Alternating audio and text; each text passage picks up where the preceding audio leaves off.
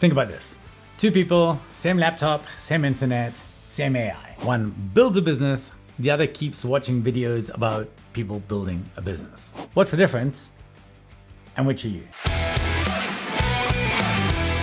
William Gibson famously said, "The future is already here, it's just unevenly distributed." Now, for a long time, he was right. For a long time, that was true. The future lived somewhere else. It lived in Silicon Valley, it lived in big corporations, it lived in research labs, it lived in places where I wasn't, basically. And if you weren't in those rooms, you were locked out.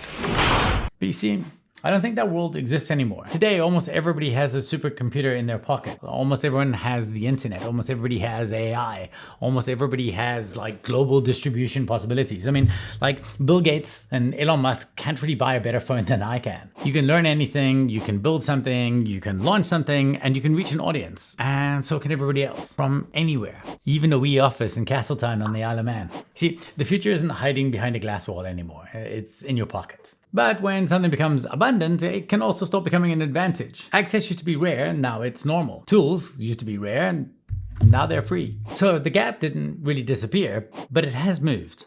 The gap is no longer technological. Now it's behavioral. It's not about who has the tools, it's about who actually uses them. Look around, right?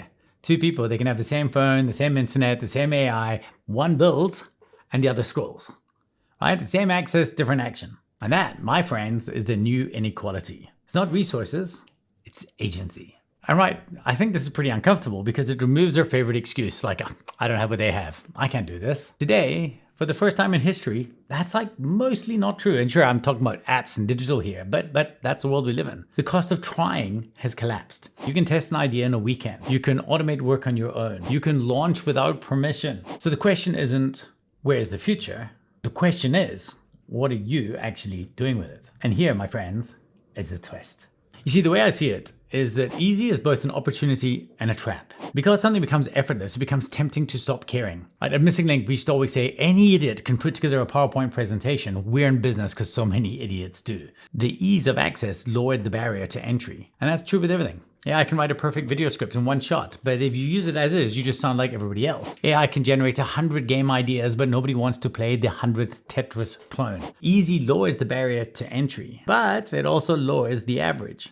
Which means the moment something becomes easy, effort becomes the advantage. And something else which I'm going to explore next week, but you're going to have to check back for that. The antidote to easy is effort. When everybody can start a podcast, the person who researches properly wins. The person who edits properly wins. The person who obsesses over their audience wins. The person who shows up each and every week wins. Because you see, most people, they just choose to stop at, it works, it works. Very few people push to, it's great, right? In a world where tools are democratized, effort becomes elite. Not access, not resources, not permission, effort, care, consistency, craft. In a world where everything is effortless, the people who choose to go that little bit further, they win. So if you're waiting for the right time, the right funding, the right plan, the right moment, any of the above, stop waiting. You're waiting for a world that no longer exists. The future is here. It's evenly distributed. It's just unevenly acted on. Fix that.